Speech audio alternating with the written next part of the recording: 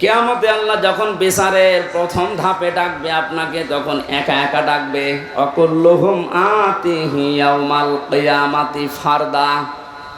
আল্লাহ পাক বলেন, কিয়ামতে প্রতিটি মানুষকে আমার সামনে দাঁড় করাবো স্রেফ একা একা, কেউ থাকবেন আপনার সাথে। বিচারের দ্বিতীয় ধাপে আল্লাহ এবার আর মানুষকে একা ডাকবেন না। ইয়াউমা নাদউ কুল্লা উনাসিন বিইমামিহিম।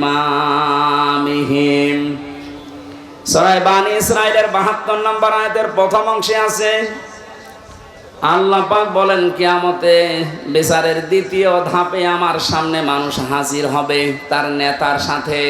কার সাথে? বলেন বলেন। এটা যদি শুধু স্রেফ দুনিয়ার বিষয় হতো আমি বলতাম না। প্রথমে আপনার নেতা থাকবে, এরপরে পেছনে থাকবেন আপনি। ও মাগুরাবাসী, আপনি আমার পাশের জেলার মানুষ, এই জন্য আপনাকে বেশি ভালোবাসি।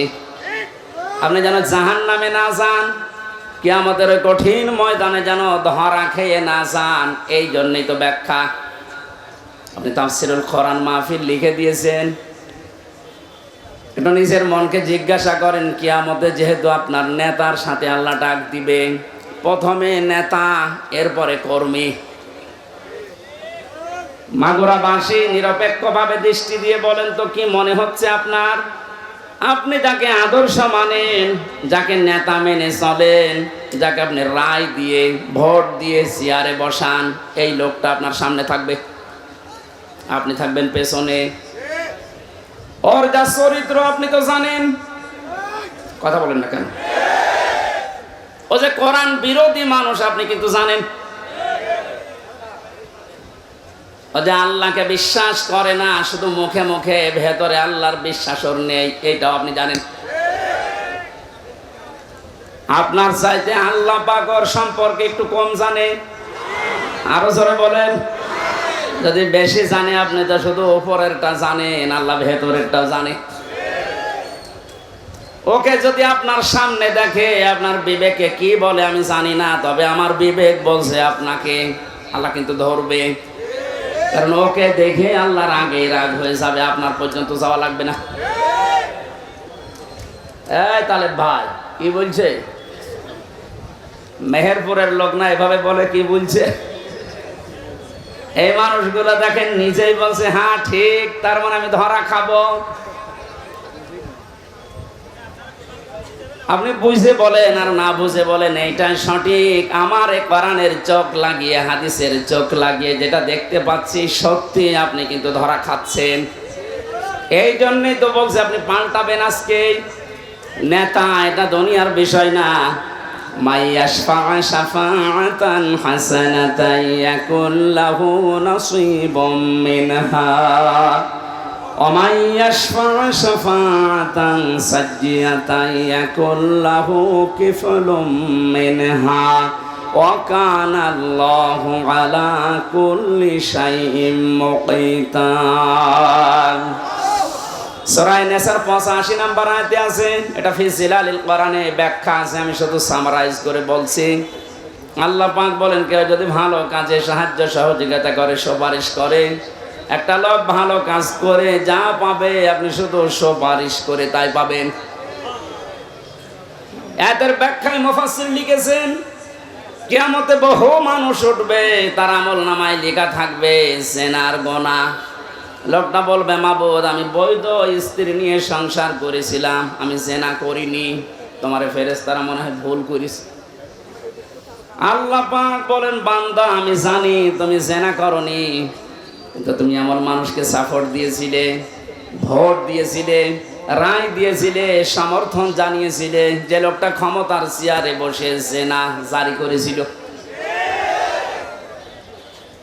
নাইট কিলার চালু করেছিল। কয়েকদিন আগে একটা জরিপ পেয়েছিলাম, শুধুমাত্র ঢাকা সিটিতে 250টা নাইট ক্লাব চলছে। এখানে সব জায়গায় শুধু আল্লাহর জিকির হয়। কি হয় আপনি টের পাচ্ছেন না? তো এগুলো যারা করেছিল, আপনি তো রায় দিয়েছিলেন, তাদেরকে সাপোর্ট দিয়েছিলেন।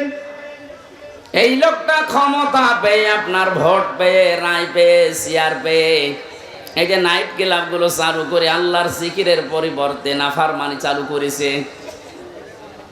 হাজার লক্ষ লক্ষ জেনা সংগঠিত হয়েছিল। শুধু একা পাবে না, আপনার এই রায়ের কারণে আপনার আমল নামায় ফ্ল্যাক্সি লোড হয়ে যাবে। এখন যদি বলেন আমার তো ফ্ল্যাক্সি খোলা নেই, খোলা লাগবে না, এমনি খুলে যাবে, কারণ আপনি তো খুলে দিয়েছেন। অনেক মানুষ এমন আছে তারা বলবে রব্বুল আলামিন আমি তো হজ করিনি, আমার নামের আগে হজের সওয়াব লেখা, কোন কারণে? আল্লাহ পাক বলেন বান্দা আমি জানি তুমি হজের সামর্থ্য ছিল না, হজ করতে পারোনি। এমন মানুষকে রায় দিয়েছিলে যে লোকটা চেয়ার পাওয়ার পরে হজের সিন্ডিকেট ভেঙে দিয়েছে। এটা আফামা খালিদ, ডক্টর আফামা খালিদ হোসেন ক্ষমতা পাওয়ার পরেই চেয়ারে বসতে দেরি, পরের দিন ঘোষণা দিয়েছে হজের মতো এরকম একটা ফরজ বিধান নিয়ে যারা ব্যবসা করছে, সিন্ডিকেট করে আছে, আমি সব ভেঙে চোরমার করে দেব। এইরকম মানুষগুলোকে যদি 151 জন আমরা পাঠাতে পারি, হজ সহ যত আল্লাহর বিধানের সাথে দেশে আজ তামাশা করা হচ্ছে সবগুলো আমরা ভেঙে দিতে পারবো। তাহলে এই ভালো কাজে যদি আপনি সাহায্য করেন, সহযোগিতা করেন, সমর্থন জানান, ভোট দেন, রায় দেন, সুপারিশ করেন, কিয়ামতে আপনি হজ না করেও হজের সওয়াব নিয়ে হাজির হয়ে উঠতে পারবেন। কথা বলেন ঠিক কিনা? এই জন্য বারবার আমি স্মরণ করাচ্ছি, যাকে আপনি সামনে নিয়ে স্লোগান দিচ্ছেন এই লোকটার চরিত্র কিন্তু আপনি জানেন। এমন মানুষকে সামনে যে ব্যবস্থা আসছে, সাপোর্ট করা যাবে না, সুপারিশ করা যাবে না, রায় দেওয়া যাবে না, ভোট দেওয়াও যাবে না, যে লোকটাকে দেখলে আল্লাহর রাগ হয়ে যায়। এখানে একটা ছোট্ট কথা বলছি, সূরা ফুরকান 19 নম্বর পারা 4 নম্বর পৃষ্ঠার 15 নম্বর লাইনে আছে, বাড়িতে যে মিলাবেন। কোন মুসলমান ঈমান যাদের আছে, কোন মুমিন 3টা গোনা দুনিয়ায় করতে পারে না হুঁশ থাকতে। এই ভালো করে মিলাবেন, আমি গতানুগতিক কথা বলি না। কোন মুমিন পৃথিবীতে জীবিত থাকতে হুঁশ থাকা অবস্থায় 3টা গোনা করতে পারে না। এ ঘোষণা দিচ্ছে কে? নাকি আমি বানালাম? এবার আল্লাহর ঘোষণা শোনেন, ওয়াল্লাযীনা লা ইয়াদউনা মা'আল্লাহি ইলাহান আখারা ওয়া লা ইয়াকতুলুনান নাফসাল্লাতী হারামাল্লাহু ইল্লা বিল হক ওয়া লা ইয়াজনুন। আল্লাহ পাক বলেন 1 নম্বরে তারা আল্লাহ বাদে অন্য কাউকে ডাকতে পারে না। এই ছেলে, মাথা খারাপ আপনার? তার কেটে দেন তো সব।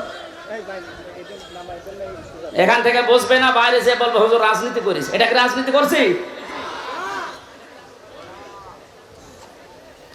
আল্লাহ বাদে অন্য কাউকে যারা ডাকছে, কোন মুমিন এ ডাক দিতে পারে না। আজ কয়েকদিন ধরে একটা ভিডিও চোখে পড়ছে, জালেমরা তো বিদায় নিয়েছে আমরা দেখতে পাচ্ছি, তো বাংলাদেশে এখন অনেকেই মুনাফিকের আচরণ আরম্ভ করেছে। আল্লাহর ঘোষণা ছিল কি? কোন মুমিন পৃথিবীতে 3টা গোনা করতে পারে না, করলে সে আর মুমিন থাকে না। 1 নম্বরে আল্লাহর সাথে অন্য কাউকে আপনি ডাকতে পারবেন না। ভিডিওতে দেখলাম একজন, এদেশে অনেক বড় দায়িত্বে আছে, আমি নাম নিলাম না, উনি গৌতম বুদ্ধের প্রশংসা করছে। আল্লাহ বাদে অন্য কাউকে ডাকা যেহেতু জায়েজ নেই, সেহেতু ওই জায়গায় আপনি যা বললেন আপনার ঈমান নেই। মুমিন হিসাবে আপনি যা করলেন আপনার ঈমান নষ্ট হয়ে গেছে। এরকম মানুষ যদি সামনে আসে, আপনি কোনোদিন আপনার রায়, সমর্থন, সুপারিশ, ভোট দিতে পারবেন? তাহলে কাফেরকে দেওয়া হবে। 2 নম্বরে ওয়ালা ইয়াকতুলুনান নাফসাল্লাতী হারামাল্লাহু ইল্লা বিল হক। এই পৃথিবীর ময়দানে আল্লাহর ঘোষণা দেওয়া ব্যতীত আপনি কাউকে অন্যায়ভাবে হত্যা করতে পারবেন না। অথচ এই 5 তারিখের আগ পর্যন্ত আপনি তাকান, ন্যায় অন্যায় কোথায় পেয়েছেন? আমার সামনে কুষ্টিয়াতে 14 জন মানুষকে শহীদ করে দেওয়া হয়েছে। এই হত্যার সাথে টপ টু বটন একেবারে উপরের নির্দেশ। যত মানুষ জড়িত এরা একটা আর মুসলমান মুমিন নেই, বিপরীতটা হয়ে গেছে। এরা যদি সামনে আসে কোনোদিন সুপারিশ করবেন, রায় দেবেন, ভোট দেবেন, সমর্থন জানাবেন। 3 নম্বরে ওয়ালা ইয়াজনুন, মুমিন কখনো সজ্ঞানে স্বইচ্ছায় হুঁশ থাকার পর জিনা করতে পারে না।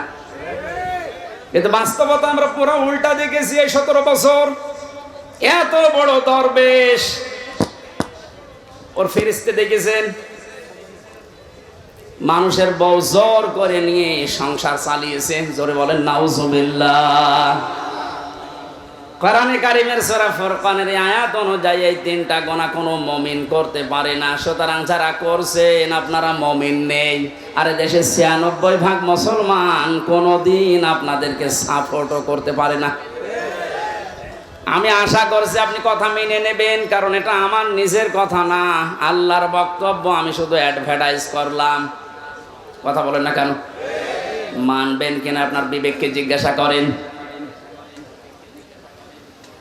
নবীকে যে আল্লাহ 7টা নামে ডাক দিলেন, তার প্রথম নাম যেহেতু ইয়াসিন ছিল, ইয়াসিনের 2 নাম্বার অর্থ হচ্ছে সাজ্জিদুল বাশার। মানুষ হিসাবে দাবি করলে আপনাকে মুহাম্মাদুর রাসূলুল্লাহ মাস্ট বি, তাকে আদর্শ নেতা মানাই লাগবে। কেউ যদি না মানেন, আলাদাবুল মুফরাদের বর্ণনা, দুনিয়ায় যাদের আদর্শ, যাদের নেতা মুহাম্মাদুর রাসূলুল্লাহ ছিল না, এই মানুষটা মরণের পরে বিনা হিসাবে বিনা বিচারে জাহান্নামী। এটা আমি মানালাম। হ্যাঁ, এবার আসেন যে কথাটা বোঝানোর জন্য এতক্ষণ বারবার এদিকে ওদিকে যাচ্ছি, খুব খেয়াল করেন। মুহাম্মাদুর রাসূলুল্লাহ সাল্লাল্লাহু আলাইহি ওয়াসাল্লাম এখন নেই, আছে? বলেন না কেন? উনি যে আমাদের আদর্শ, আমার নেতা, উনি তো নেই। আমি এখন দেখে মেনে চলবো কি করে? কোরআনে কারীম জানিয়েছে, ইয়া আইয়ুহাল্লাযীনা আমানু আতিউল্লাহা ওয়া আতিউর রাসূলা ওয়া উলিল আমরি মিনকুম ইলা আখিরি আয়াত। সূরা নিসা 5 নম্বর পারার 6 নম্বর পৃষ্ঠা 9 নম্বর লাইনের 59 নম্বর আয়াতে আছে। এটা ফি জিলালিল কোরআনে পাবেন। আল্লাহ ডাক দিয়েছেন, হে ঈমানদারেরা, আমি আল্লাহর আনুগত্য করো, আমার রাসূলের আনুগত্য করো, আর তোমাদের ভেতরে যারা উলিল আমর নেতৃত্ব দেয়, নেতা যারা, তাদের মেনে চলো। এ আদেশ মানা নফল না ফরজ? আরো জোরে বলেন। নামাজ যেভাবে ফরজ মনে করে পড়েন, এই আয়াতটাও মেনে নেওয়া লাগবে ঠিক ওইভাবে ফরজ মনে করে। কিন্তু শিক্ষার বিষয় এখানে যে আতিউ, এটা ফেল, এটা ভার্ব, এটা ক্রিয়া। এই শব্দটা আল্লাহ নিজের নামে আর রাসূলের নামে দিয়েছেন, কিন্তু উলিল আমরের আগে আল্লাহ শব্দটা দেননি। আমি যে কয়টা তাফসীর আয়াতের সাথে মিলিয়েছি, সব মুফাসসির একমত, আল্লাহ রাসূলকে মেনে চলা লাগবে, কোনো প্রশ্ন করা যাবে না। আল্লাহ রাসূলের পরে কিয়ামত পর্যন্ত যারা দুনিয়ায় আসবে, যারা নেতা হবে, নেতৃত্ব দেবে, এদেরকে যদি আপনি মেনে চলতে চান, মাস্ট বি আপনাকে দেখা লাগবে এই লোকটা আল্লাহ রাসূলকে মেনে চলে কিনা। একটা যদি আমরা মেনে নিতে পারতাম, অনেকে যারা 41 সাল টার্গেট দিয়েছেন, 31 সাল টার্গেট দিয়েছেন, এত লাগবে না। আমার যতটুকু বিশ্বাস, এই 5 তারিখের পর থেকে আজকের এই 6 তারিখ, মাত্র এই 32 দিন, এই 32 দিনেই যেভাবে পাল্টেছি আমরা, আপনি আর কিছুদিন সময় দেন, 16 থেকে এখন প্রায় 36% মানুষ এদেশে চাচ্ছে যে ইসলাম রাষ্ট্রীয়ভাবে কায়েম হোক। আমি আগস্টের 5 তারিখের আগ পর্যন্ত একটা জরিপ দেখেছিলাম বিবিসির। বাংলাদেশে 100 জনের 16 জন মানুষ চাইতো যে দেশে ইসলাম কায়েম হোক। কিন্তু আগস্টের 5 থেকে এই সেপ্টেম্বরের আজকে 7 তারিখ, মাত্র 32 দিনে, গতকালকের রিপোর্টও দেখেছি, এদেশে এখন 36 জন মানুষ চাচ্ছে এদেশে ইসলাম কায়েম হোক। একটু যেতে দেন সময়টা। 51 যখন হয়ে যাবে দেশের মানুষ যে ইসলামে দেশে কায়েম হোক, কোন মহারথী আর বাধা দিয়ে পার পাবে না। আর আমরা এটা দেখতে চাই। কথা বলেন না কেন? জালেমরা তো বুঝেছিল, পালিয়েছে। মুনাফিক অনেকে আছে, অনেকে বুঝে ফেলছে, এজন্য খালি তোড়জোড় করছে। না, আর সময় দেওয়া যাবে না, সময় দেওয়া যাবে না। মানে এরকম পরিবেশ তৈরি করেছে কি আপনার বাবা নাকি? যারা তৈরি করে দিয়েছে বৈষম্য বিরোধী ছাত্র আন্দোলনের এই নেতা কর্মী যারা, এরা যা বলবে তাই হবে। আপনি কোথাকার কে? কি করেছেন আপনি 17 বছর? আপনি এখন বড় বড় ইস্যু তৈরি করে নিয়ে আসতেছেন। যারা এভাবে স্বাধীন মুক্তভাবে জীবনে চলাফেরা করার পরিবেশ তৈরি করে দিয়ে গেল, তারা যা বলবে আমরা তাই মেনে নেব। বেশি বাড়বেন না। জালেমরা বেশি বাড়ার কারণে এই পরিণতি হয়েছে। মুনাফিকরাও যদি বেশি বাড়ে, মুনাফিকদের অবস্থা আরো শোচনীয় হবে।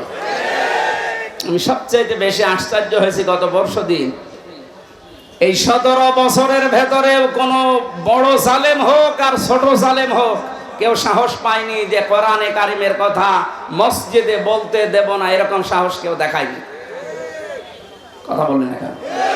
আমি পাইনি। কিন্তু গত 2 দিনে অনেক জায়গায় দেখছি জালেম তো নেই দেশে, মুনাফিক আছে।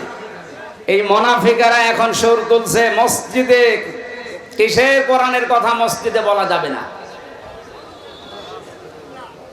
আল্লাহর ঘোষণা শোনেন এবার, আমান আযলামু মিম্মান মানা মাসাজিদাল্লাহি আইয়ুযকারা ফিহা ইসমুহু ওয়া সাআ ফি খারাবিহা। সূরা বাকারা 114 নম্বর আয়াতের প্রথম অংশে আছে, ও মাগুরাবাসী, এটা রেকর্ড হচ্ছে, কালকে সারা দেশে ছড়াবে। আমার সামনে এখন এই 10,000 20,000 মানুষ না, আমার সামনে এখন 18 কোটি মানুষ আছে। সবাইকে উদ্দেশ্য করে বলছে, যারা একথা ছড়িয়েছেন যে মসজিদে কিসের কোরআনের কথা, আল্লাহর ভাষা দেখেছেন? আল্লাহ বলেন, বড় জালেম আমার দৃষ্টিতে ওইটা যে আমার ঘর মসজিদে আমার নামের আলোচনা, আমার জিকির, আমার কোরআনের কথা বলতে দেয় না। সুতরাং ভুল করছেন আপনি। আপনি কিন্তু জালেমের খাতায় পড়বেন, আর জালেম হলে সে আল্লাহর টার্গেট। জালেমেরা টার্গেট কার? বলেন বলেন বলেন। আল্লাহ যদি কাউকে টার্গেট নেয়, কি হয়েছে দেখেছেন? কালামানিকের বিসি উড়ে গেছে। কথা বলছে না? আমি অপমান দেখেছি পৃথিবীতে বিভিন্ন মানুষের, কালামানিকের মতো অপমান আমি দুনিয়ায় দেখিনি। একটা টক শো থেকে যারা ডাবিং করে ওর কথা দিয়েছে, যা তাই বলে আমার বিসিতে মারবে, কি হারিয়েছে। এই জন্য যারা মুনাফিক আছেন আপনারা থামবেন। যারা আল্লাহ বাদে অন্য কাউকে ডাকার কথা বলে, ওর তো ঈমান নেই, ও তো মুনাফিক। মুনাফিকও না, কাফের। এই কথা বলেন না কেন? কারণ মুমিন কোনদিন আল্লাহ বাদে অন্য কাউকে ডাকতে হ্যাঁ, অন্য ধর্মের যারা আছে তাদের দেবতাকে ডাকবে, কোনো অসুবিধা করে দেওয়া লাগবে। কিন্তু আপনি মুসলিম নাম নিয়ে আল্লাহর পাশাপাশি অন্য কাউকে ডাকবেন, আপনার ঈমান থাকবে না, আপনি বেঈমান হয়ে গেছেন। আজ কিছু মানুষ, এই যে 96% মুসলমান বাদ দিয়ে বাকি থাকে, আর দেশে অন্য ধর্মের কয় ভাগ? 4 ভাগ। বলেন বলেন। এই 4 ভাগ মানুষকে নিজেদের পক্ষে রাখার জন্যে, আন্তর্জাতিকভাবে বিভিন্ন মহলকে এটা দেখানোর জন্যে ঈমান পর্যন্ত অনেকে বিক্রি করে দিচ্ছে। আমি নিচে নামলাম না, আপনি বোঝার যদি বুঝে নেন। এখানে যে কথাটা আমি ইঙ্গিত দিতে চাচ্ছি, মুহাম্মদুর রাসূলুল্লাহ বাদ দিয়ে অন্য কাউকে যে মানুষগুলো আদর্শ মেনে আছেন, আপনি ভুল পথে আছেন। কিয়ামতে আপনি যে ধরা খাবেন, আপনি নিজেই স্বীকার করলেন। সুতরাং এখনই আপনি ফিরে আসবেন। ফিরে আসবেন কিনা বলেন তো? ফিরে আসবেন। আমি চাই আপনি যেন কিয়ামতে বিপদে না পড়েন। আমরা সবাই আল্লাহর বানানো জান্নাতে যেতে চাই ইনশাআল্লাহ। আমরা কোরআনে কারিমের একটা মাত্র আয়াত পড়েছি, সূরা তাওবা 119 নম্বর আয়াত। এর ভেতরে যে কথাগুলো আছে, এই কথাগুলো আমি তাফসীর আকারে বলার চেষ্টা চালাবো। আমা তাওফীকি ইল্লা বিল্লাহ। জেলা আমির সাহেব হাদিস পড়েছিলেন, পড়াটা উনি সময় পানিয়ে যদি ব্যাখ্যা করতে পারেনি। এটা বাস্তবের সাথে আমাদের আজ মিলানো লাগবে। عن أبي هريرة رضي الله تعالى عنه قال قال النبي صلى الله عليه وسلم বিশ্বনবী বলেন, হযরত আবু হুরায়রা থেকে এটা বর্ণিত, মান করাল কোরআনা, যে ব্যক্তি আল্লাহর কোরআন পড়ে, ফাস্তাযহারাহু, এবং কোরআনকে যারা ইজহার করার চেষ্টা করে। ইজহার মানে আমি যতগুলো অভিধানে ইজহার শব্দটা মিলিয়েছি, ইজহার শব্দের শাব্দিক অর্থ প্রকাশ করা, স্পষ্ট করা, দাঁড় করানো, কায়েম করা। আধুনিক ভাবে এখন যারা হাদিস ব্যাখ্যা করছে তারা লিখছে ইজহার মানে বিজয় করা। কোরআন যারা এদেশে আমরা পড়ছি, আমরা যদি এই মানুষগুলোই কোরআনকে বিজয়ী করার জন্য চেষ্টা চালাই, ফাহাল্লা হালালাহু ওয়া হারামা হারামাহু, এর ভেতরে বর্ণিত হালালকে হালাল জেনে মেনে নেওয়া, হারামকে হারাম জানার পরে ছেড়ে দেওয়া, আদখালাহুল্লাহুল জান্নাহ, নবীজি বলেন আল্লাহ তাকে জান্নাতে দিয়ে দিয়েছে। মাগুরা বাসে আমরা এখনো মরলাম না, অথচ আদখালা মাছের শিখা দিলেন কেন? আমরা তো মরবো, কবরে যাব, এরপরে তো জান্নাত। নবীজি একই জানিয়েছেন, আদখালাহুল্লাহুল জান্নাহ, আল্লাহ তাকে জান্নাতে দিয়ে দিয়েছে। তার মানে কি? মুহাদ্দিসিন ইকরাম ব্যাখ্যা করতে গিয়ে হাদিসে লিখেছেন, সত্যি যদি কেউ কোরআন 4টা শর্ত মেনে পড়তে পারে, শুদ্ধ করে পড়ে, ওটা বোঝে, নিজে ওর উপরে আমল করে, আর ওটা মানুষের কাছে পৌঁছিয়ে দেওয়ার নিয়তে চেষ্টা করে, তাহলে কোরআন পড়ার অর্থ পেলাম কয়টা? শর্ত। কোরআন পড়ার শর্ত কয়টা? শুদ্ধ করে পড়া, নিজে বোঝা, ওটা নিজের ব্যক্তিগত জীবনে আমল করা, কাজে পরিণত করা। 4 নম্বরে ওই কথাটা মানুষের কাছে পৌঁছিয়ে দেওয়ার জন্য চেষ্টা করা। এই 4টা শর্ত মেনে যারা কোরআন পড়ে এবং কোরআনকে যারা ইজহার করার, বিজয় করার চেষ্টা চালায়, এই যে ইজহার শব্দের শাব্দিক অর্থ যে বিজয়ী, এটার বাস্তব উদাহরণ সূরা সফের ভেতরে আল্লাহ দিয়েছেন। ওয়াল্লাযী আরসালা রাসূলাহু বিল হুদা ওয়া দীনিল হক লিইয়ুযহিরাহু আলাদ দীনি কুল্লি ওয়া কাফা ওয়ালাউ কারিহাল মুশরিকুন। আল্লাহ বলেন, তিনি সে আল্লাহ যিনি তার রাসূলকে সত্য দিন দিয়ে, জীবন বিধান দিয়ে দুনিয়াতে পাঠিয়েছেন। উদ্দেশ্য তার একটাই, লিইয়ুযহিরাহু আলাদ দীনি কুল্লি, যত রকমের বিধান দুনিয়াতে আছে, মানুষের তৈরি করা নিয়ম নীতি, সবগুলো পেছনে ফেলে দিয়ে আল্লাহর কোরআনকে, ইসলামকে তিনি বিজয় করবেন। জোরে বলেন সুবহানাল্লাহ। এই আয়াত এবং এই হাদিসের বাস্তবতা যেটা আমরা এখন টের পাচ্ছি, 53 বছর বাংলাদেশটা স্বাধীন হওয়ার পরে আমরা দেখেছি কোরআনে কারিমে ইজহার নেই, বিজয়ী নেই। এই কারণে আমরা অনেকেই কিন্তু হালালকে হালাল জানার পরও মানতে পারছি না। এদেশে এরকম জায়গা নেই, কথা বলেন। হারামকে হারাম জানার পরও আমরা ছেড়ে দিতে পারছি না। ঘুষ দিয়ে চাকরি করা হালাল না হারাম? আরো জোরে বলেন। আপনি একটা জায়গা দেখান বাংলাদেশে 5 তারিখের আগ পর্যন্ত, প্রাইমারি থেকে বিশ্ববিদ্যালয় পর্যন্ত, এমনকি শ্রীপুর মাগুরার এই জামে মসজিদ থেকে কেন্দ্রীয় মসজিদ বাইতুল মুকাররম পর্যন্ত একটা জায়গাও টাকা পয়সা দেওয়া, অবৈধ সুপারিশ ছাড়া চাকরি হয়েছে কিনা? আমরা কিন্তু জানি এটা হারাম কাজ। এই হারাম জানার পরও হারামকে আমরা ছেড়ে দিতে পারি নাই, কারণ কোরআন এদেশে বিজয়ী নেই। কথা বলেন। আর হারামকে হারাম জানার পরে যদি ছেড়ে দিতে চান, কোরআনকে বিজয় করার দরকার নেই। আপনি যদি কোরআন বিজয় না করেন, জানবেন যে এটা হারাম কিন্তু ছাড়তে পারবেন না, জানবেন যে এটা হালাল কিন্তু ধরতে পারবেন না। এই জন্যই নবীজি ফাস্তাযহারাহু দিয়েছেন।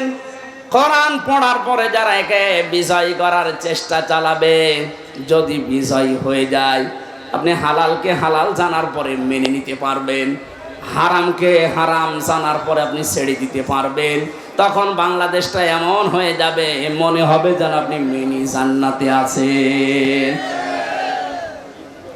ওই পরিবেশ আমাদের সামনে দরকার নেই। আরো জোরে বলেন। 53 বছর তো দেখলাম, আমি দেখিনি, এই যে মুরব্বী বসে আছে ওনারা দেখেছে। বাবা এ দেশটা চালিয়েছিল, কেমন চালিয়েছে, দুর্ভিক্ষ পর্যন্ত চলে এসেছিল। কথা বললেন না কেন? অনেকের স্বামী চালিয়েছিল, আমরা দেখি, আমি দেখি নাই, এ মুরব্বীরা দেখেছে। চাচা চালিয়েছিল 9 বছর, সে যেভাবেই হোক।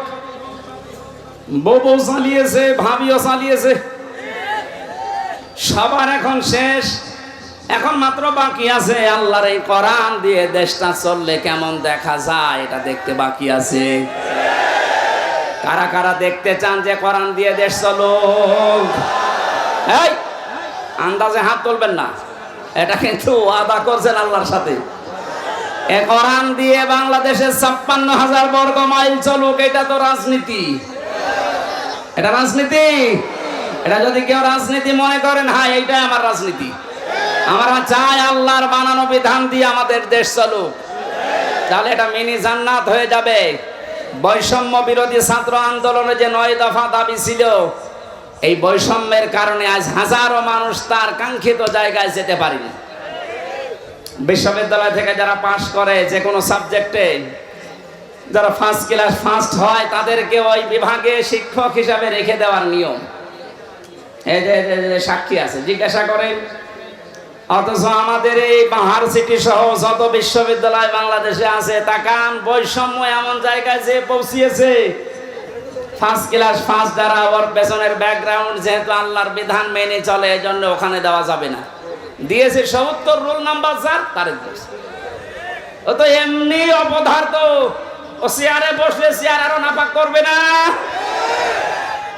এক ছাত্র এসে হেড স্যারকে বলছে, স্যার হয় ছুটি দেন, না আমি গেলাম। মানে হেড স্যার তাকিয়ে দেখে ও ব্যাগ খাতা বই কলম যেভাবে নিয়ে পজিশনে দাঁড়িয়ে আছে, ও ছুটি দিলেও যাবে, না দিলেও পালাবে।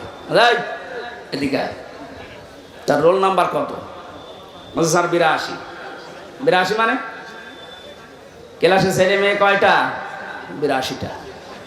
82টা ছেলে মেয়ে, রোল নাম্বার 82। ও খুব ভালো ছাত্র, ওর জীবনের কোনো উদ্দেশ্য আছে? শুধু আসে বাবা মার ভয়ে আর পাঙ্কু মেরে চলে যায়। যাদের 1, 2, 3 তাদের ব্যাকগ্রাউন্ড দেখে তারা আল্লাহর বিধান মানে, আল্লাহর বিধান জমিনে চায়, এজন্য আপনি তাদের দিলেন না। যার রোল নাম্বার 82, তারে আপনি 35 লাখ টাকা নিয়ে চেয়ারে বসিয়ে দিলেন, কয়দিন পরে এসি আসিয়া থাকবে? দেশটা কত বৈষম্য তৈরি হয়েছিল, কত নিকৃষ্ট জায়গায় পৌঁছিয়েছে। বাস্তব উদাহরণ এই বায়তুল মোকাররমের খতিব। একটা দেশ কত নিচে নামলে জাতীয় মসজিদের ইমাম পর্যন্ত পালিয়ে যায়, বলেন। এটা দূর করার জন্য হাজারের উপরে ছেলে মেয়েরা জীবন দিয়ে গেল। শহীদের মর্যাদা লিখেছে, এরা তো মাস্ট বি শাহাদতের মর্যাদা পেয়েছে। দেওয়াল চাপা পড়ে মরলে যদি শহীদ হয়, আগুনে পুড়ে মরলে যদি শহীদ হয়, পানিতে ডুবে পড়লে যদি শহীদ হয়, সাপে কাটা পড়ে মরলে যদি শহীদ হয়, জালেমের জুলুমের সামনে নিজের জীবন দিয়ে গেল, ওর জীবনের মায়া ছিল না? বলেন। আমি কয়েকদিন আগে শহীদ আবু সাইদের বাড়ি গিয়েছিলাম রংপুরে। ছোটবেলা থেকেই নাকি প্রতিবাদী, ওর বাবা বলছিল যেভাবে জীবনটা দিয়ে গেল, এভাবে হাত তুলে কিয়ামতে আল্লাহ ওকে এইভাবেই তুলবে। কারণ শহীদদের কোনো লাশ ধোয়ানো হয় না, যেভাবে মরে ওইভাবেই কবরে দেওয়া হয়। কথা বলেন না কেন? কিয়ামতের দিন এই বুকে 4টা গুলি নিয়ে উঠবে, আল্লাহ জিজ্ঞাসা করবে, আবু সাইদ তোমার বুকে এতগুলো গুলি কেন?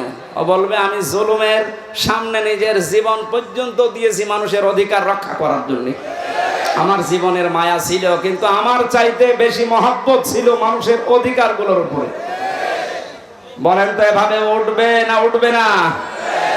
এরপরও আমরা আহলে হাদিসের নাম নিয়ে কিছু মানুষকে দেখতে পাচ্ছি, ওরা ভিডিও বানিয়েছে যে না, শহীদ আবু সাইদ শহীদ হয়নি, ও বুক পেতে আত্মহত্যা করিস, আপনার ঈমান চলে যাবে। মানে শহীদের শব্দটা খেলাচোরা বিষয় না, এটা হাসি তামাশা না। কোরআনে কারিমে আল্লাহ জানিয়েছেন যারা শহীদ হয় এদেরকে মরে গেছে কথা আপনি বলবেন না। শুধু আপনি না, দুনিয়ার সবাইকে আল্লাহ নিষেধ করেছেন, ওয়ালা তাকুলু লিমান ইউকতালু ফি সাবিলিল্লাহি আমওয়াত বাল আহইয়াউ ওয়ালাকিন লা তাশউরুন। সূরা বাকারার 154 নম্বর আয়াতে আছে আল্লাহ শুধু একজন দুইজনকে না, দুনিয়ার সবাইকে, এটা বহুবচন, ওয়ালা তাকুলু, কেউ এ কথা বলবি না যারা শাহাদত বরণ করে তারা মরে গেছে, এ কথা বলা যাবে না, বরং তারা জীবিত এবং তোমরা এটা টের পাও না। মানুষ যেহেতু মুখ দিয়ে কথা বলে, জন্য মুখের উপরে আল্লাহ নোটিশ দিয়েছেন। মুখের পরে মানুষ এত ধারণা করতে পারে অন্তর দিয়ে, এই জন্য আল্লাহ ধারণার উপরেও নোটিশ দিয়েছেন।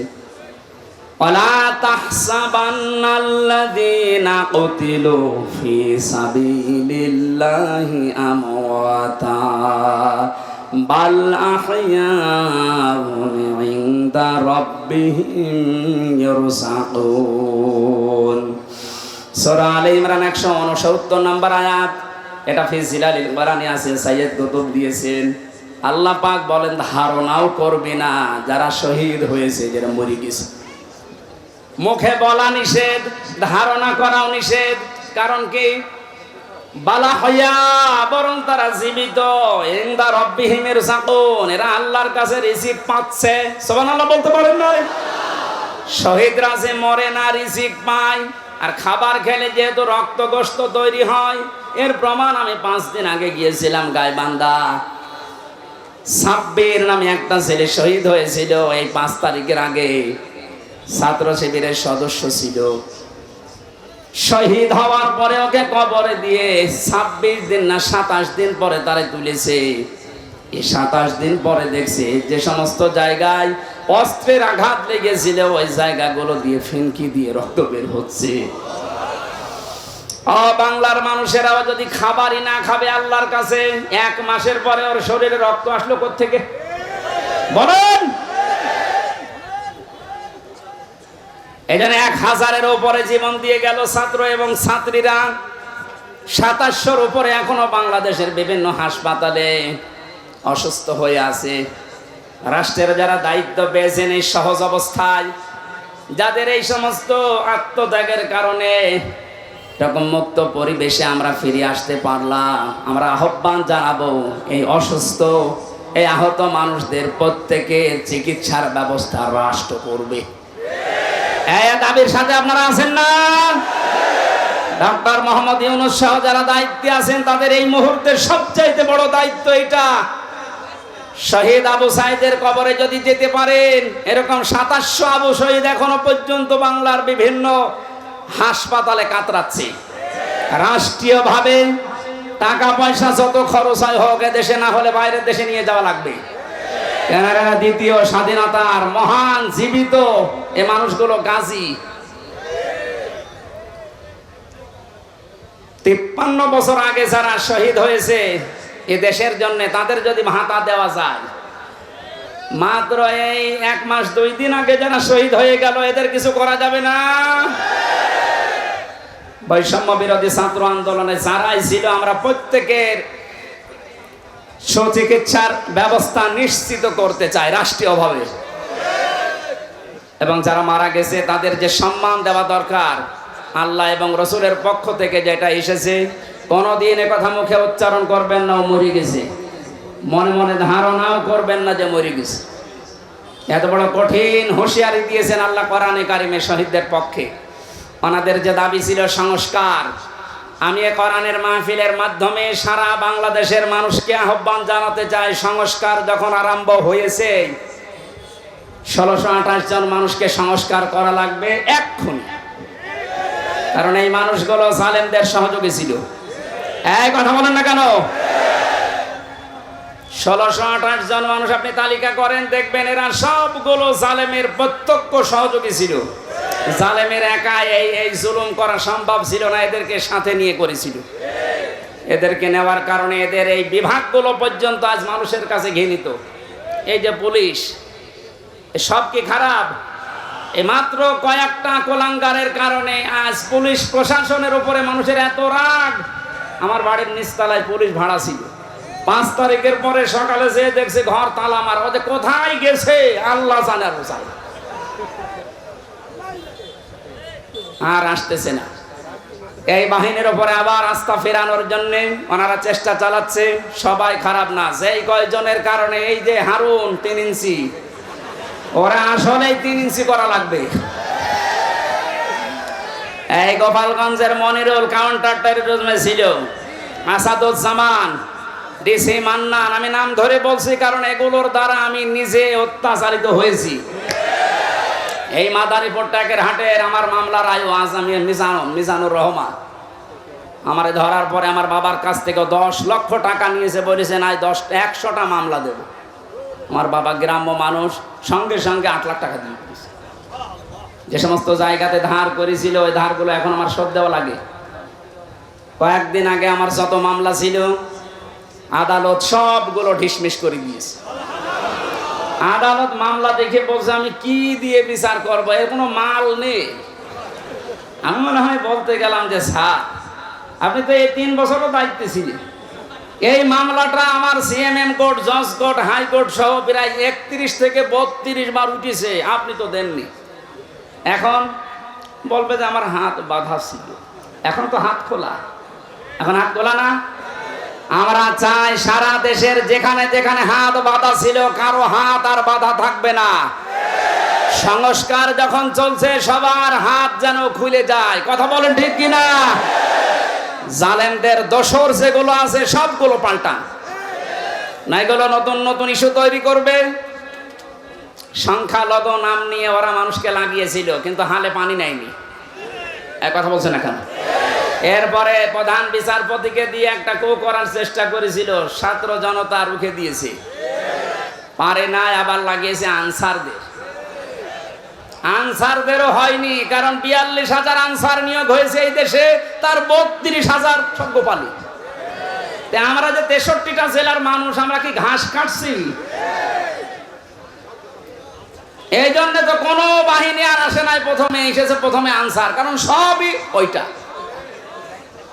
এটা দিয়েও যখন হাতে হালে পানি নেয়নি তখন লাগিয়েছে ডাক্তারদের, এটাও পারে নাই। গার্মেন্টসের শ্রমিকদেরকে লাগাবে সামনে। সব গোপন সংবাদ যাদেরকে দিয়ে ষড়যন্ত্র করে আল্লাহ সব ফাঁস করে দিচ্ছে। আমার মনে হয় জালেমদের যা চরিত্র, আর ওরা যেভাবে উপর থেকে কথা শুনতেছে, আপা আপনি ঘাবড়াবেন না, আপনি ঘাবড়ালে আমরা নরম হয়ে যাই। ওদের যা চরিত্র এ দেশের মানুষ আসলে জানে। দেখেন গোয়ালন্দ ঘাটের বেশ্যাদেরকে কয়েকদিন পর নামাবে। এত নিম্ন কথা আমি বলতাম না, কারণ ওদের চরিত্র তো এইটাই। হ্যাঁ, কথা বলেন না কেন? এখানে সংস্কার যখন আরম্ভ হয়েছে, 9 দফা দাবি নিয়ে যারা লেগেছিল, সংস্কার আমরা খুব দ্রুত চাই। যে লোকটাকে এখনো পর্যন্ত মাথার উপরে বসিয়ে রেখেছেন এই চপ্পু মিয়া, কিসের চপ্পু? এই চপ্পুকে বাদ দেওয়া লাগবে ইমিডিয়েটলি। কারণ জালেমদেরকে টিকিয়ে রাখার পেছনে যারাই দায়ী, একটাকেও আমরা চোখের সামনে দেখতে চাই না। এই কথা বলুন, নয়তো কিন্তু ষড়যন্ত্র রোখা যাবে না। নতুন নতুন করে আবার ফাঁদ বাঁধবে। বেশ্যাদেরকে দিয়েও হবে না, তখন নিজেরা উলঙ্গ হয়ে নামবে। চরিত্র বলতে কিছু আছে যে নামবে না? এত অত্যাচার করেছিল জেলখানার ভেতরে মানুষকে। আমার যে মামলা, এটা মূল্যচুরি মামলাও না, সন্দেহ করে আমার ধরে নিয়েছে। আমার ওয়াজ শুনে নাকি কিটা উদ্বুদ্ধ হয়ে সংসার ভাঙতে গেছে, এই ছিল আমার মামলা। আর আমারে নিয়ে রেখেছে ফাঁসির কন্টেম সেলের ভেতরে, রিমান্ডে নিয়েছিল মাটির নিচে, ওই যে আয়না ঘর বলে ওটা নিচে আমি দেখে এসেছি। আমার কালো কাপড় দিয়ে চোখ বেঁধে, হাত পেছনে বেঁধে দিয়ে, তারপর হ্যান্ডকাপ দিয়ে, যেটা লাগলে হাত কেটে যায়, পায়ের ভেতরে ডান্ডা বেড়ে দিয়ে 11 ঘন্টা আমার টাঙিয়ে রেখেছি। যে যা বলতে বলছি এটা বলা লাগবে, নয়তো আপনার বউ তুলে নিয়ে আসবো আমরা। বলেন নাউজুবিল্লাহ। এই মানুষগুলোকে বলে ক্ষমা করে দেন। কিসের ক্ষমা? কোনো ক্ষমা নেই এদের। কারণ এদের মাফ করবেন না আল্লাহ, কারণ ওরা আল্লাহর কাছে অপরাধ করে নাই, করেছে হামজার কাছে। যতদিন পর্যন্ত হামজা মাফ না করবে ওকে আল্লাহও মাফ করবে। ইন্নামাস সাবিলু আলাল্লাযিনা ইয়াজলিমুনান নাস, আল্লাহ বলেন অবশ্যই আমি নিজে মামলা দেব, কেস করব তাদের বিরুদ্ধে যারা মানুষ হয়ে মানুষের উপরে জুলুম করে। আল্লাহ কি ইয়াজলিমুন আল মুসলিমুনা দিয়েছেন? না, ইয়াজলিমুনান নাস। আমি কি মানুষের ভেতরে পড়ি না? আসতে বলেন। মানুষের ভেতরে পড়ার পরও 3টা বছর আপনি যোগাযোগ বিচ্ছিন্ন রাখলেন আমার আর মামুনুল হককে, কেন? আমরা কি মানুষের ভেতরে না? এ অত্যাচার জুলুমের সাথে টপ টু বটন যারা জড়িত, আমি জানতাম খবর নিয়ে মাঝে মাঝে বলতে স্বরাষ্ট্রমন্ত্রী এ কথা জানিয়েছে, এই জন্য আপনাদের যোগাযোগ বিচ্ছিন্ন। আমরা মাফ করব না, যে মাফ করে করুক, আমার কোনো মাফ নেই। কারণ এদের কারণে আমার ছোট মেয়েটা এখনো পর্যন্ত আমার চেনে না। বাড়িতে গেলেও মনে করে এরকম হুজুর বহু আসে, এও একটা হুজুর। এই 3 বছরে তো আমার বন্ধু বান্ধব আমার যারা আছে, এই যে আমার বন্ধু, এরা বহু এই 3 বছরে গিয়েছে দেখা করার জন্য। আমার ছোট মেয়ে মনে করে ওই রকমই এক তালেব আসতেছে। আমি যে ওর বাবা, আমার চেনেই না। কত দুঃখ আমার ভেতরে, বলেন তো আপনি কোন কারণে এটা করলেন? বলে আমার কি অপরাধ যে আমার পালানো লাগলো? কি অপরাধ? এদিকে আসেন, আপনাকে আমি আয়না ঘরে ব্যারিস্টার আরমানের মতো 8 বছর না 8 দিন শুধু রেখে দেব। যদি আপনার কষ্ট না হয় আপনাকে আবার আমরা ফেরত নিয়ে আসবো। আসেন। আপনি ধারণা করেন যে কি করেছি, কি করেন নাকি? আপনার করার আর কিছু বাকি আছে? বাংলাদেশের 18 কোটি মানুষ যদি আপনাদেরকে মাফ করে দেয়, ব্যারিস্টার আরমানের বউ জীবনও মাফ করবে না। আমান আজমির নাম শোনেননি? একটা ব্রিগেডিয়ার জেনারেল, সেনাপ্রধান হওয়ার সব যোগ্যতা তার ভেতরে ছিল, আর তাকে 8-9 বছর মাটির নিচে কবরের ছেলে রেখে দিয়েছে।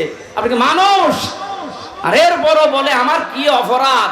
কি অপরাধ যদি দেখতে চান আসেন, আপনাকে আমরা হাতে কলমে দেখাচ্ছি। জালেম যারা, এই জালেমদের সংস্কার এই মুহূর্তে আমরা আহ্বান জানাচ্ছি, যারা দায়িত্বে আছেন কোনো দেরি করা যাবে না। খুব তাড়াতাড়ি ছাত্র জনতার এইটাই আসল উদ্দেশ্য ছিল যে আমরা সংস্কার চাই। এখন আবার নতুন করে অনেক জালেম মুনাফিক যারা, এরা আবার এই বৈষম্য আরম্ভ করেছে। এই সংস্কারকে যারা রুখে দিতে চাচ্ছে, যে সমস্ত জায়গায় সংস্কার হওয়ার দরকার 5 তারিখের পর থেকে অনেক জায়গায় আরম্ভ হয়েছিল, এই মুনাফিকরা আবার ওই জায়গাগুলো চালু করেছে। এমন এমন জায়গায় টোল নেওয়া আরম্ভ করছে, কিয়ামত পর্যন্ত মনে হয় টোল নিয়েই যাবে। অথচ ওই ব্রিজের টোল নেওয়া আরো 80 বছর আগে বন্ধ করার দরকার ছিল। কথা বলে না কেন? এরকম সব জায়গায় আমরা এখন দেখতে পাচ্ছি আবার এই জালেম তো আর নেই, মুনাফিকরা আবার এই মাথা ছাড়া দিয়ে উঠতেছে। এখানেও সংস্কার করা দরকার।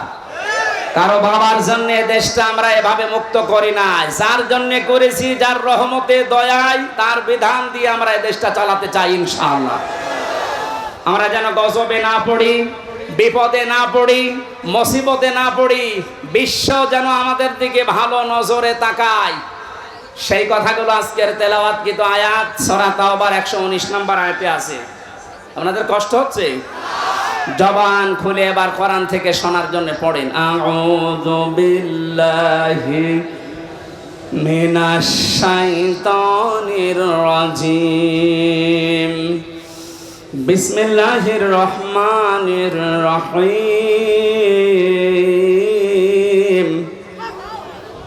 ইয়া আইয়ুহাল্লাযীনা আমানুত্তাকুল্লাহা ওয়া কুনু মা'আস সাদিকিন। সাদাকাল্লাহুল আযীম। সূরা তাওবার নামকরণ, ঐতিহাসিক প্রেক্ষাপট, শানে নজুল, বাস্তব কিছু কথা মাতৃভাষায় বলা, এরপরে ব্যাখ্যা দেওয়া, বাস্তব সংক্রান্ত 5 নম্বরে মূল শিক্ষা নিয়ে আমরা বাড়ি যাব। এরকম 5টা বিষয় ছিল তাফসীরে ইবনে কাসিরের ভেতরে, আমরা সবটাই করছি। নামকরণের ভেতরে তাওবা শব্দটা আছে, এই জন্য সূরার নাম তাওবা। 2 নম্বরে আমরা মাতৃভাষায় অর্থ করছি, হে ঈমানদারেরা আল্লাহকে ভয় করো, সত্যবাদী যারা তাদের সাথে থাকো। এ নির্দেশ কার? আয়াতের ভেতরে আমরা 3টা বিষয় পেয়েছি। আমার ভাইরা, আল্লাহ রাব্বুল আলামিন জানিয়েছেন, ইয়া আইয়ুহাল্লাযীনা আমানু। মুফাসসির বলেন, আল্লাহ যখন শুধু ঈমানদারকে ডাক দেন তখন তার কুদরতি হাত এভাবে উঁচা করে আদরের সাথে ডাকে, হে আমার ঈমানদারেরা। কারণ ঈমানদার ছাড়া পৃথিবীতে যত বেঈমান আছে এরা সৃষ্টি জগতের ভেতরে সবচাইতে বড় আল্লাহর কাছে নিকৃষ্ট। জোরে বলেন নাউজুবিল্লাহ। জীবনে কিছুই যদি আপনি না পান, জুলুম, অত্যাচার, নির্যাতনের স্টিম রোলার সহ্য করেছেন, তারপরও ঈমান ছাড়েননি, আপনি কিন্তু আল্লাহর কাছে উলাইকা হুম খায়রুল বারিয়া, সৃষ্টি জগতের আপনি শ্রেষ্ঠ একটা সৃষ্টি। জোরে বলেন সুবহানাল্লাহ। সৃষ্টি অপর পৃষ্ঠায় আছে, কোন মানুষ যদি ঈমান না আনে, যত বড় জায়গায় থাক, আল্লাহর দৃষ্টিতে উলাইকা হুম শাররুল বারিয়া, এরা আল্লাহর কাছে সবচাইতে বড় নিকৃষ্ট সৃষ্টি। জোরে বলেন নাউজুবিল্লাহ। আমরা যেহেতু ঈমান আনতে পেরেছি, বড় সম্পদ আমাদের কাছে আছে। এবার আয়াতের পরবর্তী 2টা বিষয় মেনে নিতে পারলে যত রকমের বিপদ আপদ বাধা বিপত্তির সামনে আসার কথা সবগুলো আল্লাহ নিজের পক্ষ থেকে দূর করে দেবেন। কোরআনে কারিমে আয়াতের ব্যাখ্যায় পেয়েছি আমি, ওয়াজাহিদু ফিল্লাহি হাক্কা জিহাদি হুয়া জিতাবাকুম ওয়া মা জাআলা আলাইকুম ফিদ-দীনি মিন হারাজ। ইলা আখিরি আয়াত। সূরা হজের 78 নম্বর আয়াতের মাঝের অংশে আছে, আল্লাহ পাক বলেন, যেভাবে চেষ্টা করা দরকার, সাধনা করা দরকার, জিহাদ করা দরকার, আমি আল্লাহর জন্য ওইভাবে চালাও। তোমাদেরকে আমি আল্লাহ নির্বাচিত করেছি। ও মাগুরাবাসী, এই যে এজেতেবা মানে নির্বাচিত করা, মনোনীত করা। নির্বাচিত করেন কে? আরো জোরে বলেন। তাহলে নির্বাচিত করা লাগে যার মাধ্যমে, তার নাম নির্বাচন। নির্বাচন করেই মানুষ নির্বাচিত হয়। অথচ 17 বছরের ভেতরে নির্বাচন কি আমরা দেখি নাই? যারা নির্বাচিত হয়েছে নির্বাচন ছাড়া, এরা সব বৈধ না অবৈধ? কথা বলেন। নির্বাচনের মাধ্যমে নির্বাচিত হওয়া লাগে। আমরা তো নির্বাচিতই হতে পারি নাই নির্বাচনের মাধ্যমে, নির্বাচন ছাড়াই আমরা নির্বাচিত হয়ে গেছি। সুতরাং দেশে যারাই দায়িত্বে ছিল এতদিন, একটাও বৈধ না, সবগুলো অবৈধ। হ্যাঁ, এখানে হুয়ার ফাইল, জামেলার ফাইল আল্লাহ নিজে। আল্লাহ পাক বলেন, আমি যেহেতু নিজে নির্বাচিত করি লক্ষ লক্ষ নবীর উম্মত থেকে তোমাদেরকে, তোমাদের ভেতরে আবার যাদের ঈমান আছে আমি তাদেরকে কিন্তু আসলভাবে নির্বাচিত করেছি। বহু নবী পর্যন্ত চেয়েছিল মুহাম্মদ রাসূলুল্লাহর উম্মত হবে, কিন্তু তারা পারে নাই। আমি আল্লাহ তাদেরকে নির্বাচিত করি নাই। হযরত মুসা আলাইহিস সালাম তিনি চেয়েছিলেন, আল্লাহ তুমি নবী বানিয়েছো, খুশি আছি। নবী না বানিয়ে যদি মুহাম্মদ রাসূলুল্লাহর উম্মত আমাকে বানাতে, আমি খুশি থাকতাম। আল্লাহ পাক যেহেতু তাকে নির্বাচিত করেননি, এজন্য তিনি নির্বাচিত হয়ে দুনিয়াতে আর আসবেন না উম্মত হয়ে। একজনকে করেছিলেন, তিনি হযরত ঈসা নবী। তাকে আল্লাহ পাঠাবে ঠিক, কিন্তু নবী করে না, উম্মত করে। আমরা সেই পর্যায়ে আছি, এই নবীর উম্মত আমরা নির্বাচিত। এরপরে আবার আমাদের ভেতরে আছে ঈমান। আল্লাহ পাক বলেন, ঈমানের উপরে থাকতে গিয়ে, আল্লাহর পথে যদি টিকে থাকতে গিয়ে বিপদ আপদ মুসিবত যন্ত্রণা দুঃখ এগুলো আসে, আমি আল্লাহ ওয়া মা জাআলা আলাইকুম ফিদ-দীনি মিন হারাজ। জাআলার ফাইল বা কর্তা সরাসরি আল্লাহ। দিনের উপরে চলতে গিয়ে ইমানদারদের যত বাধা বিপত্তি, যত ঝামেলা আসবে, এগুলো সব আল্লাহ নিজে দায়িত্ব নিয়ে সরিয়ে দেবেন। জোরে বলেন আল্লাহু আকবার। এটার বাস্তব আমরা কিন্তু দেখতে পাচ্ছি। এখন 5 তারিখে আমার মনে হয় আল্লাহ তা আয়াতটা কার্যকর করে দিয়েছে বাংলাদেশে। কত রকমের বাধা বিপত্তি, কত রকমের পাহাড় পাথর আমাদের উপরে ছিল, বুকের উপরে, আল্লাহ নিজে দায়িত্ব নিয়ে সব ঘন্টার ভেতরে পাল্টিয়ে দিয়েছে। এমন এমন পাথর আমরা মোড়ে মোড়ে দেখেছিলাম। একটা 30 মিনিটে যখন ঘোষণা হয়ে গেল যে পালিয়ে যাচ্ছে, বিকাল 5টা বাজতে বাজতে সারা দেশের কোনো জায়গায় আর পাথর পেলাম না। কুষ্টিয়ার মোড়ে যে পাথরটা ছিল, বিকাল 5টা বাজতে বাজতে মাটির সাথে মিশিয়ে দিয়েছে বাংলার জনগণ। কত হাজার কোটি টাকা খরচ করে বাংলার এই 64 জেলা 560টা থানার উপরে আপনি এগুলো বানিয়েছিলেন। এই টাকাগুলো দিয়ে যদি আপনি রাষ্ট্রের কাজে লাগাতেন, যার জন্য এগুলো করলেন, একটাও তো কাজে লাগে না, সব মাটিতে শুয়ে আছে। এখন টাকাগুলো আপনার বাবার টাকা ছিল না, টাকা ছিল জনগণের। এই যে জালা, এর ফাইল যেহেতু আল্লাহ নিজে কর্তা, আমার মনে হয় আল্লাহ নিজে এই পাথরটা দায়িত্ব নিয়ে সরিয়ে আমাদের বুককে হালকা করে দিয়েছে। আলাম নাশরাহ লাকা সাদরাকা ওয়া ওয়াদানা আনকা বিজরাক আল্লাযী আনকাযা যাহরাক। আল্লাহ পাক বলেন, হে নবী, আমি আপনার বক্ষকে উন্মুক্ত করিনি। আপনার পিঠের উপরে যে বোঝা ছিল, বোঝাটাকে আমি আল্লাহ নামাইনি। আমার মনে হচ্ছে আয়াতগুলো আল্লাহ 1500 বছর আগে না, 5 তারিখে সব নাযিল করিস। কোরআনের পাখি সেই 15 বছর আগে ঘোষণা দিয়ে গিয়েছিল, এমন একটা কালো গাঢ় অন্ধকার রাত আমাদের উপরে আসতেছে। মক্ষম ভাবে যদি মোকাবেলা করতে না পারি, সক্ষম ভাবে, তাহলে সুবহে সাদিক হওয়া বড় অসম্ভব। আল্লাহ নিজে দায়িত্ব নিয়ে সুবহে সাদিক আমাদের মাঝে এনে দিয়েছেন। এজন্য আমরা যারা ঈমানদার, কোনো ভয় নেই, কোনো চিন্তা নেই। ঈমানদারদের ভয় চিন্তা আল্লাহ নিজের পক্ষ থেকে দূর করে দেয়। এর বাস্তব প্রমাণ শহীদ মীর কাশেম আলী। আমাকে এক কারারক্ষী বলছিল, হামজা ভাই, এই লোকটার যেদিন ফাঁসি হবে মাত্র 3 ঘন্টা বাকি আছে। আমি বললাম, স্যার, আপনার ফাঁসি হবে 3 ঘন্টা, আপনি এবার প্রস্তুতি নেন। শহীদ মীর কাশেম আলী কারারক্ষী কুতুবউদ্দিন, এই যে রাজবাড়ি বাড়ি, আমার বলছে, হুজুর, শেষ পর্যন্ত আমারে ডাক দিয়ে বলে, ভাই আমি ঘুমিয়ে গেলাম, 2 ঘন্টা পরে আমারে ডাক দেবেন। দেখলাম ঠিক ঘুমিয়ে গেছে। 2 ঘন্টা পরে ওনারে ডাকলাম রাত 9টায়, যেহেতু 10টায় একে ওনার ফাঁসি। ওঠার পরে গোসল করে ওযু করার পরে 2 রাকাত নামাজ আদায় করলেন।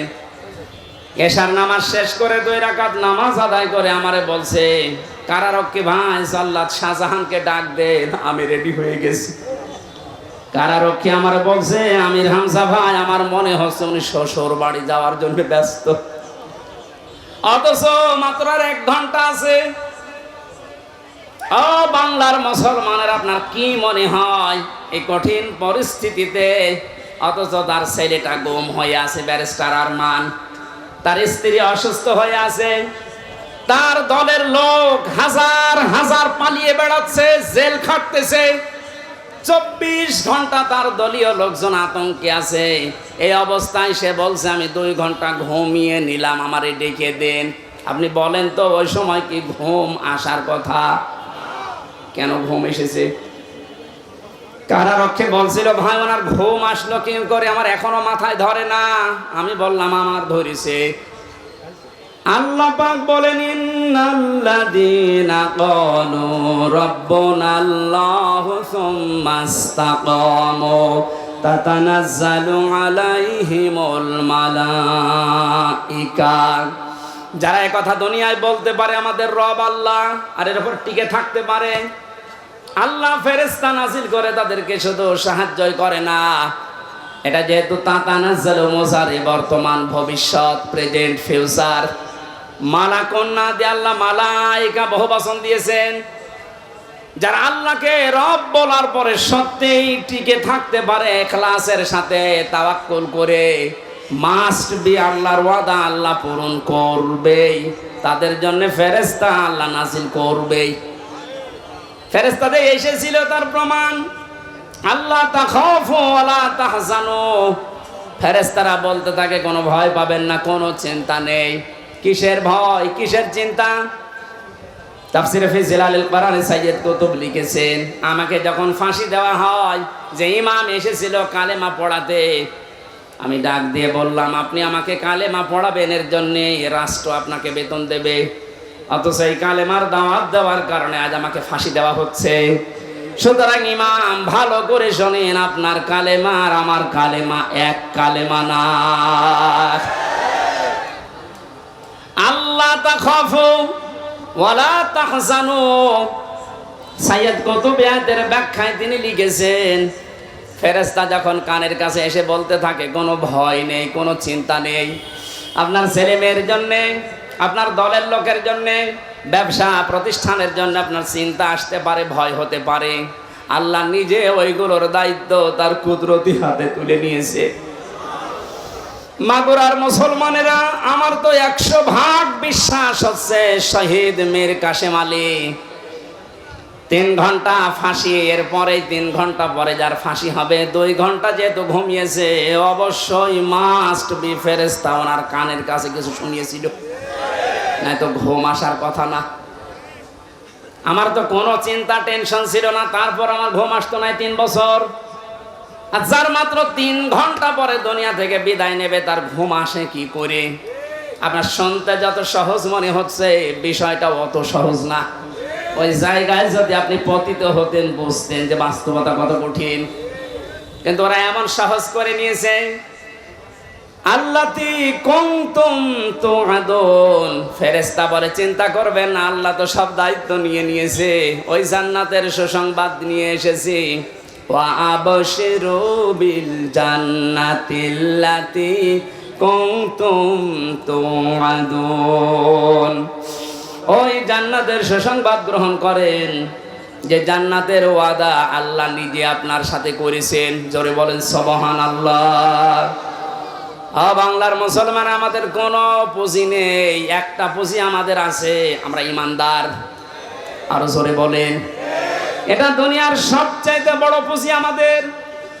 ইমানদারকে আল্লাহ বেশি ভালোবাসেন, এই জন্য ডাক দিয়েছেন ইত্তাকুল্লাহ, আমি আল্লাহকে ভয় করো।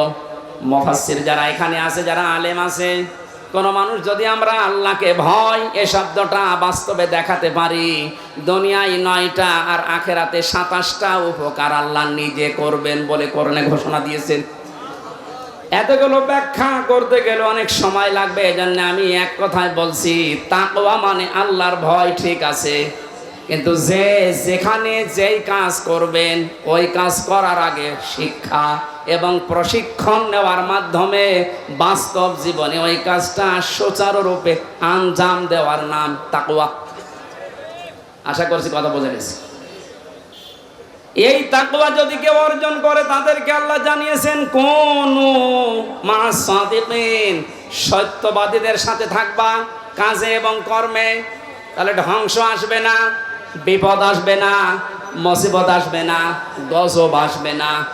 আমরা যেহেতু এখন সত্যবাদীদের সঙ্গে থাকার জন্য আল্লাহর ঘোষণা শুনলাম, মরণের আগ পর্যন্ত আল্লাহর ভাষায় যারা সত্যবাদী, তাদের সাথে থাকতে রাজি নেই।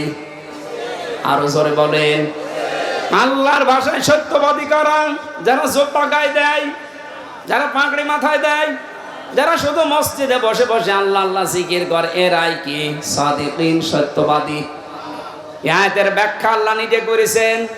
সূরা বাকারা 177 নম্বর আয়াত, আল্লাহ পাক বলেন উলাইকাল্লাযীনা সাদাকু ওয়া উলাইকা হুমুল মুত্তাকুন। উপরে বর্ণিত এখানে 10টা গুণ দেওয়া আছে। কেউ যদি 10টা গুণ অর্জন করতে পারে, তারাই ইমানের দাবিতে সত্যবাদী, তারাই মুত্তাকি, তাদের সঙ্গে তোমাদের থাকা লাগবে। এ নির্দেশ কার? আরো জোরে বলেন কার? এখন এই 10টা নির্দেশ আল্লাহ যেটা দিয়েছেন সূরা বাকারা 177 নম্বর আয়াত, তাফসিরে ইবনে কাসির, মারিফুল কোরআন। আমি বলে দিলাম, বাড়িতে যে একটু নামিয়ে দেখেন আপনি সত্যবাদীদের সাথে থাকতে চান কিনা। আল্লাহ রাব্বুল আলামিন আমাদেরকে আয়াতের যে 10টা গুণ দিয়েছেন, যেহেতু আজান হচ্ছে আর রাতের মাহফিল দূরে, ও শাহ আব্দুল কাদের মোল্লা, শহীদ আব্দুল কাদের মোল্লা সাহেবের কবরের পাশে আমার মাহফিল আজকে রাতে। আজকের মতো শেষ করে আগামীতে কয়েকটা অনুষ্ঠানে শ্রীপুর, মাগুরা, নাঙ্গলবাদ নেওয়া আছে, ওখানে রাতের বেলা কথা বলবো ইনশাআল্লাহ। আল্লাহুম্মা আমিন। লা ইলাহা ইল্লা আনতা সুবহানাক ইন্নী কুনতু মিনাজ জালিমিন। লা ইলাহা ইল্লা আনতা সুবহানাক ইন্নী কুনতু মিনাজ জালিমিন।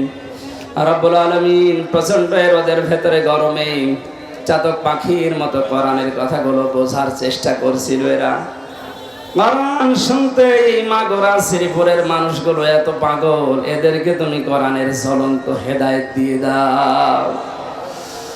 হযরতে ওসমানের মতো, হযরতে ওমরের মতো বানিয়ে দাও। এ মাহফিলের আয়োজন করতে গিয়ে বাংলাদেশ জামাতে ইসলামী মাগুরা জেলা শাখা, শ্রীপুর উপজেলা শাখার উদ্যোগে বিশাল আয়োজনে যারা আনসান দিল, এই যুবক মানুষদেরকে যে মা পেটে নিয়েছে, মায়ের পেট তুমি খাদিজার মতো বানিয়ে দাও। সম্মানিত মা বোনেরা বিভিন্ন বাড়িতে গাছতলায় তারা বসে আছে। আল্লাহ, আলাদাভাবে তাদের দায়িত্ব কর্তব্য বলতে সময় পেলাম না, তুমি তাদেরকে ফাতেমাতুজ জোহরার মতো জীবন দিয়ে দাও। রব্বুল আলামিন যত মানুষ এই কোরআন প্রচারের জন্য টাকা দিয়েছে, এদের টাকাগুলো ওসমানের সাথে মঞ্জুর করো। মুরব্বী যারা এসেছে আল্লাহ, আবু বকরের মতো বানিয়ে দাও। তোমার বান্দা কসির উদ্দিনের মাধ্যমে মাহফিলে আমি এসেছি। আল্লাহ কসিরকে মেহেরবানি করে কবুল করো।